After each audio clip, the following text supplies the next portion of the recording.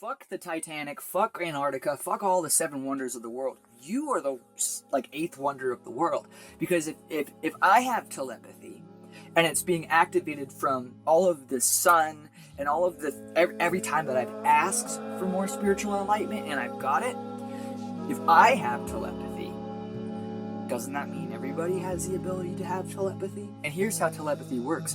We all have very small bits of magnetic substances in our brain. It's the same substances that science has found that dolphins use to use echolocation with. And so when I studied that a little bit, I was like, oh, this is biological in nature. It's not that I'm a freak.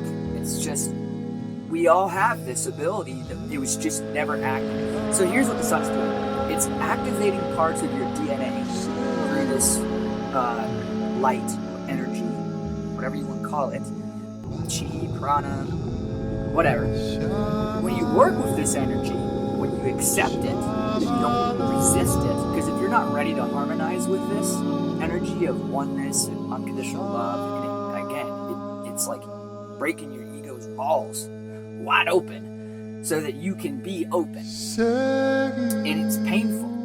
It's like, it feels like ego death. It feels like you are dying, depending on how much of you are identified with you, your ego.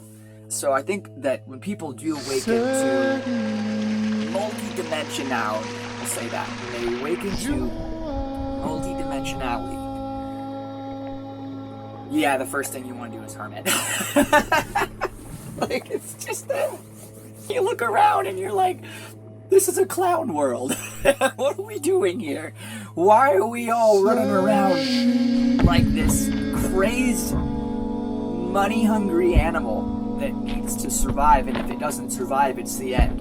And this is okay to me. Like, this was like how I saw myself living my life. I've had over 20 jobs in my life, and I've always wondered, something within me was telling me, like, this isn't it. This isn't it. And it was so frustrating, because it's like, I would go from job to job and go, this is the job I want. And my higher self would be like, this isn't it. And I'm like, eventually, I got to the point where I was like, okay, I get it, higher self, soul, intuition. I'm supposed to be jobless? No. You're not supposed to be doing things you don't want to do anymore. Let's take somebody like Epstein, who we can all easily take a shit on for the choices he's made in his life. Obviously, right? How could you have compassion and forgiveness for somebody like that? Well, the way that I've been doing it goes like this. I know that Epstein is going to arrive on the other side, and it's going to be extremely traumatic for his soul to come back and go, oh damn, like, what did I get myself into there? He's going to learn. His soul's going to adjust, and he's going to move on, and he's going to have those experiences in his Akashic memory, which is the memory of all of our lifetimes, that is kept in what Cryon talks about, the cave of creation, which will never be found by humans, ever. Which keeps, it's like the cloud for all of us. Speaking of the devil. He's going to come back, and he's going to learn from those things. And he might even have to work through the trauma of those things. That's benevolent to me. That, to me, does not sound like a judgmental God. That does not sound like a biased God. It sounds like a process. It sounds like a benevolent process of evolution, that no matter who you are, no matter how far along you are in your process of awakening and enlightenment, you're taken care of at exactly where you're at.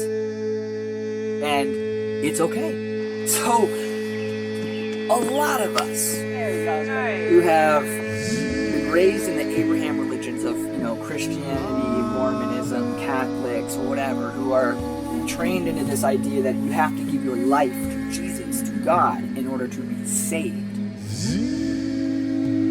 I just told you that God loves Epstein so much that his soul is going to be honored. And what he's done here will be honored by God. And he will be given another chance at life as a soul. So I don't personally want to vilify or say that a religion is wrong anymore. Because I know that there's people that are crawling into churches that need that love of a fellowship.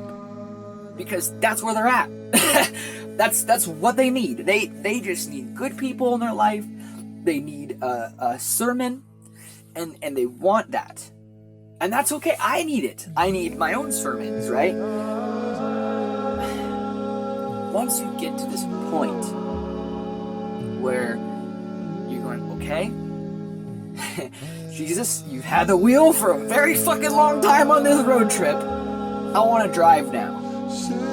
And when you do that, it's gonna change your life. It's that simple. You're no longer woe is me. I'm just a little meatbag. It's who am I? Why am I here? How can I help? How limitless am I?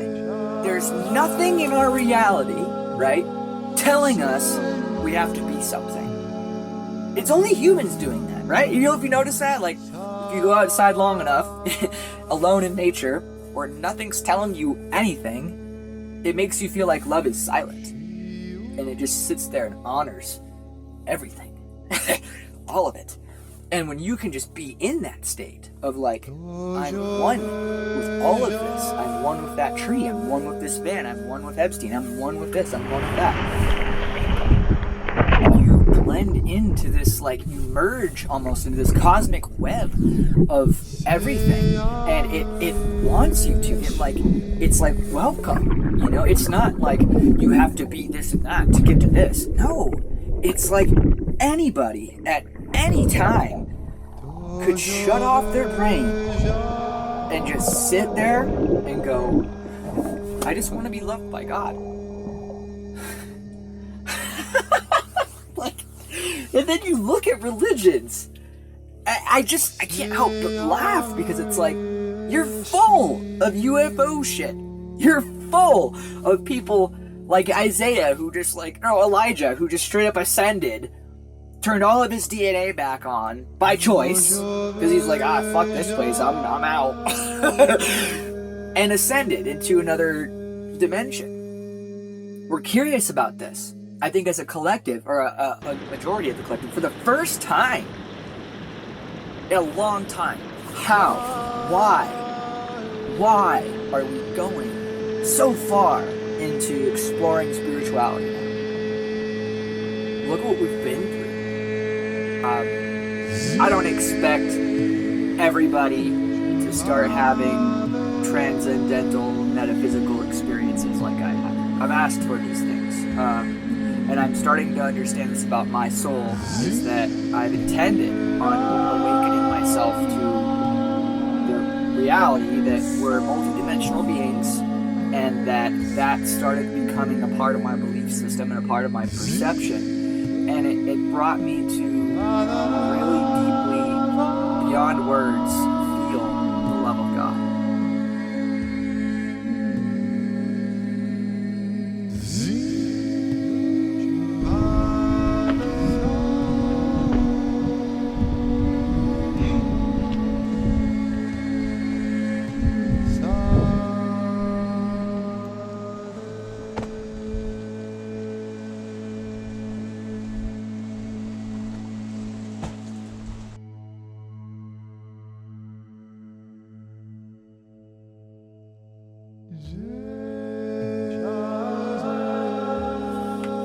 I would be as positive as you fucking can about everything.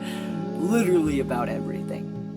About you, about why you're here, about what we're going through, about what this president is doing, about what other leaders are doing. Everything. It affects everything. It's like your consciousness literally creates physics now. That's how much has changed. And so, when you have all of these people coming out on Facebook going, you need to heal this, you need to clear this, you need to get rid of your emotional shit. Do it. Do it. Okay? Go be happy. Stop telling yourself you can't have a girlfriend or a boyfriend. Stop telling yourself things that are detrimental to your highest path. It's a choice. It's a harsh thing to hear. Damn, it's a choice to feel shitty. And we almost at some point grown accustomed to feeling shitty. This is where true knowledge can be given to you. Hold on to it loosely, so that more can come through, and more. When Jake came here this time, he just wanted to help. He had no expectations. His only intention was to just work on himself and help others. And what did he find? He had more physical, external experiences because he had no expectations of what to see, what to expect. And so now, as you move along on your path, do you go the same route as Jacob? Coming out here to see UFOs or Bigfoot? Of course not. You are a free will being. However, they're always with you, willing to co-create what you wish to do, what you want to see happen. Now just remember that anything that is not in balance and in harmony with Gaia, the heavens above, and universal love and oneness and unity will cease to exist on a vibrational and frequency level. So when you see all of these crooked politicians or all of these senators or whoever, maybe it's Trump, can you forgive them? Can you see them on their own trajectory, on their own path back to oneness? Some of you are starting to have revelations that are outside the box of anything that you imagined. And one of the big ones may sound simple, but it isn't. Not for an old energy human. The spark of control when you come to a realization, almost by yourself without anybody saying anything, that says, oh my, I now understand I could control my life. I can control it. It doesn't have anything to do with those around me who I think are in control. It doesn't have anything to do with the paradigm I thought about when it comes to relationships and when it comes to vocation and the rules of this and that and who says to do what and when. And the spark that is so magnificent that says, I can control everything that is me. And I don't need an authority to say yes or no. I can go where I wish to and know that wherever I go intuitively will be correct. And I don't have to ask around. I can control my life, my decisions, what I do. I can start over if I want to. Dear ones, that is a major spark. And it talks about you being aware of creating a reality which is totally and completely yours. And there are those who would say, well, I've had the spark, but wow, oh, there's so much fear. Because this isn't there, or that isn't there, or because these are not the rules, or I'll lose this or that. When you have the spark of control, you also learn that intuition and synchronicity are at your back now. You will meet people you need to meet. Perhaps they're here in this room. that have answers for you you didn't have before, of how you can control things you didn't think you could control. Moving perhaps into a different area or a different job, one that you didn't think you could do before because things simply hadn't lined up. But now they will. You would not have that spark of control and the thought that you could do this unless there was a plan. I have said over and over something that you should hear yet again. You don't know what you don't know. And what you don't know is magnificent. And it has to do with the things that come along that you need, that supply what you need when you need it. A confluence of energy that smooths things out to you and for you, and goes against the grain of everything you were taught about how things work. The spark of control. Oh, there are so many. I start with that one because there are so many who feel they're not in control. And they cannot move forward or for backwards or anything. They simply are in a box. And they're told what to do by culture, by those around them, by those family members who are strong, or spiritual organizations that are strong. And suddenly there is the understanding, the freedom, the aha. Oh my, I'm free. I can control who I am, where I am, what I do, without fear of the future.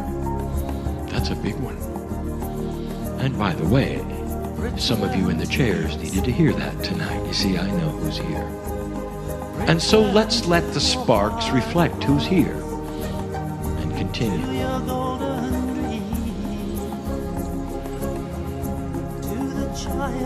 Another spark that flies in the face of everything you've been taught. It arrives with a bang, an intuition, a flash. Oh my, I may very well be able to slow or stop the aging of my body. Are you listening? Someone here needed to hear that. The body ages because the perception says it should. And the brain is wired to then cooperate with the perception. It ages because there's chemistry that counts the days. Did you know that?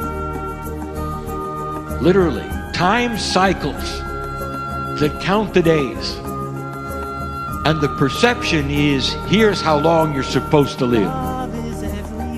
A DNA that works at 33% or less is not as efficient in rejuvenating as a DNA that's at 40 or more.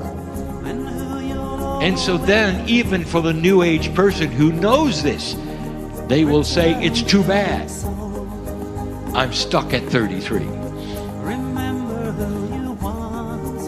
Hey, oh my, I'm in control.